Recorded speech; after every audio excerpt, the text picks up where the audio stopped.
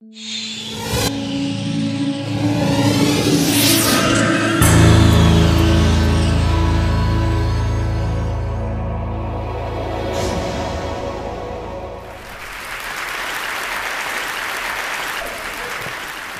I'll start with this. A couple of years ago, an event planner called me because I was going to do a speaking event. And she called and she said, I'm really struggling with how to write about you on the little flyer. And I thought, well, what's the struggle? And she said, well, I saw you speak, and I'm going to call you a researcher, I think, but I'm afraid if I call you a researcher, no one will come because they'll think you're boring and irrelevant. And I was like, okay. And she said, but the thing I liked about your talk is, you're a storyteller, so I think what I'll do is just call you a storyteller. And of course, the academic, insecure part of me was like, you're going to call me a what? And she said, I'm going to call you a storyteller. And I was like, oh, why not Magic Pixie? I was like, let me think about this for a second. And so I tried to call deep on my courage, and I thought, I am a storyteller. I'm a qualitative researcher. I collect stories. That's what I do. And maybe stories are just data with a soul, and maybe I'm just a storyteller. So I said, you know what? Why don't you just say I'm a researcher storyteller? And she went, there's no such thing. So I'm a researcher storyteller. And I'm going to talk to you today. We're talking about expanding perception. And so I want to talk to you and tell some stories about a piece of my research that fundamentally expanded my perception and really actually changed the way that I live and love and work and parent. And this is where my story starts. When I was a young researcher, doctoral student, my first year I had a research professor who said to us, here's the thing, if you cannot measure it, it does not exist. And I thought he was just sweet-talking me. I was like, really? And he's like, absolutely. So you have to understand that I have a bachelor's in social work, a master's in social work, and I was getting my PhD in social work. So my entire academic career was surrounded by people who kind of believed in the life's messy, love it, and I'm more the life's messy, clean it up, organize it, and put it into a bento box. And so to think that I had found my way, to found a career that takes me, really one of the big sayings in social work is lean into the discomfort of the work. And I'm like, knock discomfort upside the head and move it over and get all A's. That was my mantra.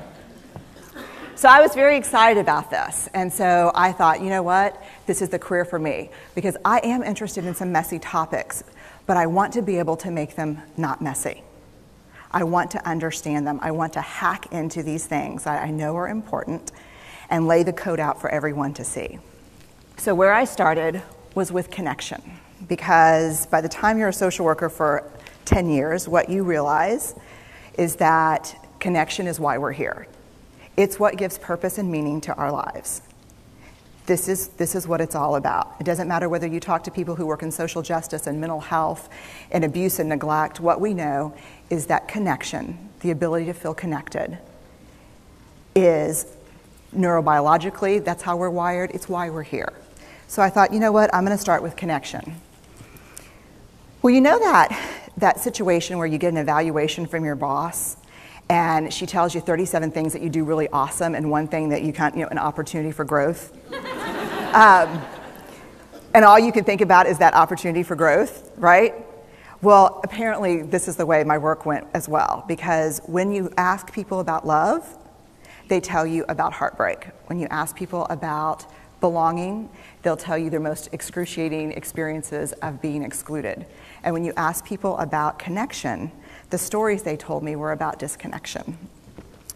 So very quickly, really about 6 weeks into this research, I ran into this unnamed thing that absolutely unraveled connection in a way that I didn't understand or had never seen. And so I pulled back out of the research and thought, I need to figure out what this is. And it turned out to be shame. And shame is really easily understood as the fear of disconnection.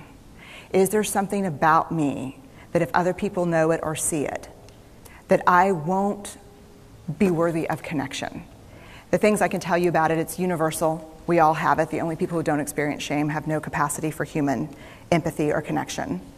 No one wants to talk about it, and the less you talk about it, the more you have it. What underpinned this shame, this I'm not good enough, which we all know that feeling, I'm not blank enough, I'm not thin enough, rich enough, beautiful enough, smart enough, promoted enough. The thing that underpinned this was excruciating vulnerability.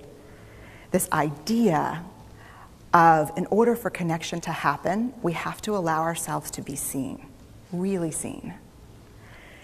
And you know how I feel about vulnerability. I hate vulnerability. And so I thought, this is my chance to beat it back with my measuring stick. I'm going in, I'm going to figure this stuff out, I'm going to spend a year, I'm going to totally deconstruct shame, I'm going to understand how vulnerability works, and I'm going to outsmart it. So I was ready, and I was really excited. As you know, it's not going to turn out well. You know this. So I could tell you a lot about shame, but I'd have to borrow everyone else's time. But here's what I can tell you that it boils down to. And this may be one of the most important things that I've ever learned in the decade of doing this research. My 1 year has turned into 6 years, thousands of stories, hundreds of long interviews, focus groups. At one point, people were sending me journal pages and sending me their stories, thousands of pieces of data, and 6 years. And I kind of got a handle on it. I kind of understood this is what shame is, this is how it works. I wrote a book, I published a theory, but something was not okay. And what it was is that if I roughly took the people I interviewed and divided them into people who really have a sense of worthiness, that's what this comes down to, a sense of worthiness. They have a strong sense of love and belonging. And folks who struggle for it, and folks who are always wondering if they're good enough. There was only one variable that separated the people who have a strong sense of love and belonging and the people who really struggle for it, and that was the people who have a strong sense of love and belonging believe they're worthy of love and belonging. That's it. They believe they're worthy. And to me, the hard part of the one thing that keeps us out of connection is our fear that we're not worthy of connection, was something that personally and professionally I felt like I needed to understand better. So what I did is I took all of the interviews where I saw worthiness, where I saw people living that way, and just looked at those. What do these people have in common? And I have a slight office supply addiction, but that's another talk. So I had a manila notebook, a manila folder, and I had a Sharpie. And I was like, what am I going to call this research? And the first words that came to my mind were wholehearted. These are kind of wholehearted people living from this deep sense of worthiness. So I wrote at the top of the manila folder. And I started looking at the data. In fact, I did it first in this in a 4-day, very intensive data analysis where I went back, pulled these interviews, pulled the stories, pulled the incidents. What's the theme? What's the pattern? My husband left town with the kids because I always go into this kind of Jackson Pollock crazy thing where I'm just like writing and going and kind of just in my researcher mode. And so here's what I found. What they had in common was a sense of courage. And I want to separate courage and bravery for you for a minute. Courage, the original definition of courage, when it first came into the English language, it's from the Latin word cur, meaning heart. And the original definition was to tell the story of who you are with your whole heart. And so these folks had, very simply, the courage to be imperfect. They had the compassion to be kind to themselves first and then to others, because as it turns out, we can't practice compassion with other people if we can't treat ourselves kindly. And the last was they had connection, and this was the hard part, as a result of authenticity. They were willing to let go of who they thought they should be in order to be who they were, which is, you have to absolutely do that for connection. The other thing that they had in common was this. They fully embraced vulnerability. They believed that what made them vulnerable made them beautiful. They didn't talk about vulnerability being comfortable, nor did they really talk about it being excruciating, as I had heard earlier in the shame interviewing. They just talked about it being necessary. They talked about the willingness to say, I love you first. The willingness to do something where there are no guarantees. The willingness to breathe through waiting for the doctor to call after your mammogram. The willing to invest in a relationship that may or may not work out.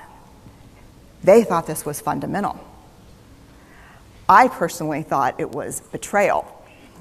I could not believe I had pledged allegiance to research, where our job, the definition of research is to control and predict, to study phenomenon for the explicit reason to control and predict. And now my mission to control and predict had turned up the answer that the way to live is with vulnerability and to stop controlling and predicting.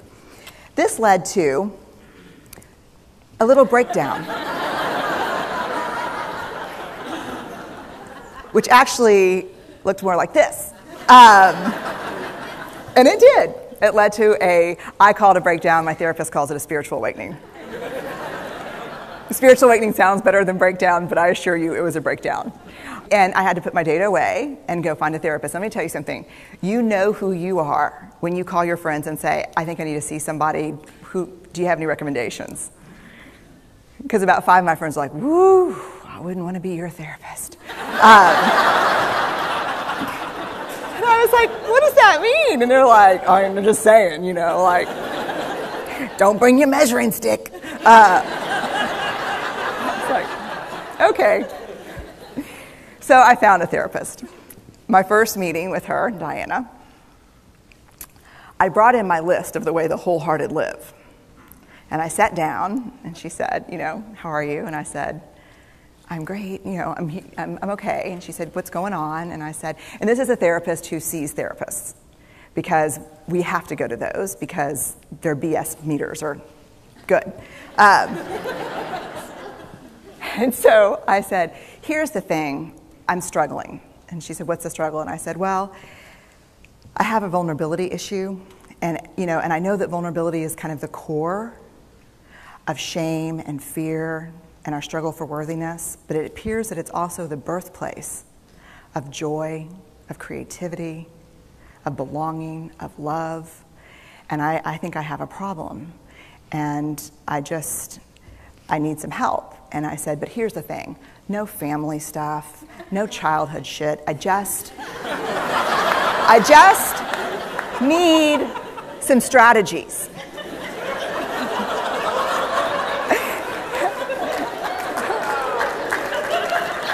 Thank you. So she goes like this. And then I said, it's bad, right? And she said, it's neither good nor bad. It just is what it is. And I said, oh my God, this is going to suck. And it did, and it didn't. And it took about a year. And you know how there are people that, when they realize that vulnerability and tenderness are important, that they kind of surrender and walk into it?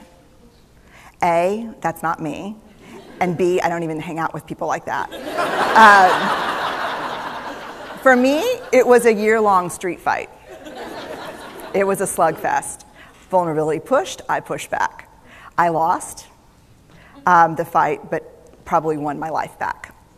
And so then I went back into the research and spent the next couple of years really trying to understand what the wholehearted, what the choices they were making, and what are we doing with vulnerability?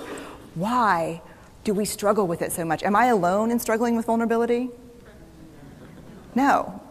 So this is what I learned. We numb vulnerability. When we're waiting for the call, it was funny, I sent something out on Twitter and on Facebook that says, how would you define vulnerability? What makes you feel vulnerable? And within an hour and a half, I had 150 responses. because I wanted to know, what's out there. Having to ask my husband for help because I'm sick and we're newly married. Initiating sex with my husband, initiating sex with my wife. Being turned down, asking someone out, waiting for the doctor to call back, getting laid off, laying off people. This is the world we live in. We live in a vulnerable world. And one of the ways we deal with it is we numb vulnerability. And I think there's evidence, and it's not the only reason this evidence exists, but I think that it's a huge cause. We are the most in debt, obese, addicted, and medicated adult cohort in U.S. history. The problem is, and I learned this from the research, that you cannot selectively numb emotion. You can't say, here's the bad stuff. Here's vulnerability, here's grief, here's shame, here's fear, here's disappointment. I don't want to feel these. I'm going to have a couple of beers and a banana nut muffin. I don't want to feel these. And I know that's knowing laughter. I hack into your lives for a living. I know that's, God. You can't numb those hard feelings without numbing the other affects or emotions. You cannot selectively numb. So when we numb those, we numb joy. We numb gratitude. We numb happiness. And then we are miserable and we are looking for purpose and meaning. And then we feel vulnerable. So then we have a couple of beers and a banana nut muffin. And it becomes this dangerous cycle. One of the things that I think that we need to think about is why and how we numb. And it doesn't just have to be addiction. The other thing we do is we make everything that's uncertain certain. Religion has gone from a belief in faith and mystery to certainty. I'm right, you're wrong, shut up. That's it. Just certain. The more afraid we are, the more vulnerable we are, the more afraid we are. This is what politics looks like today. There's no discourse anymore. There's no conversation. There's just blame. You know how blame is described in the research? A way to discharge pain and discomfort. We perfect. If there's anyone who wants their life to look like this, it would be me. But it doesn't work, because what we do is we take fat from our butts and put it in our cheeks. Which just, I hope in 100 years people will look back and go, wow. And we perfect, most dangerously, our children. Let me tell you what we think about children. They're hardwired for struggle when they get here. When you hold those perfect little babies in your hand, our job is not to say, look at her, she's perfect. My job is just to keep her perfect, make sure she makes the tennis team by 5th grade and Yale by 7th grade. That's not our job. Our job is to look and say, you know what? You're imperfect and you're wired for struggle, but you are worthy of love and belonging. That's our job. Show me a generation of kids raised like that and we'll end the problems I think that we see today. We pretend that what we do doesn't have an effect on people. We do that in our personal lives. We do that corporate, whether it's a bailout, an oil spill, a recall. We pretend like what we're doing doesn't have a huge impact on other people. I would say to companies, this is not our first rodeo, people. We just need you to be authentic and real and say, we're sorry, we'll fix it. But there's another way, and I'll leave you with this. This is what I have found. To let ourselves be seen, deeply seen, vulnerably seen. To love with our whole hearts, even though there's no guarantee. And that's really hard, and I can tell you as a parent, that's excruciatingly difficult. To practice gratitude and joy in those moments of kind of terror when we're wondering, can I love you this much? Can I believe in this passionately? Can I be this fierce about this? Just to be able to stop and instead of catastrophizing what might happen, to say, I'm just so grateful. Because to feel this vulnerable means I'm alive. And the last, which I think is probably the most important, is to believe that we're enough. Because when we work from a place, I believe, that says, I'm enough, then we stop screaming and start listening. We're kinder and gentler to the people around us, and we're kinder and gentler to ourselves. That's all I have. Thank you.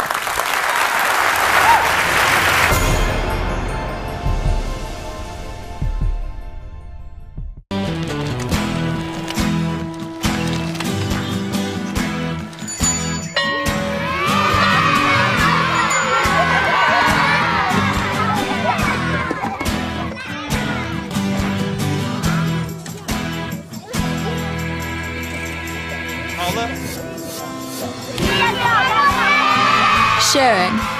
That's video on the Human Network. Siska, welcome to the Human Network.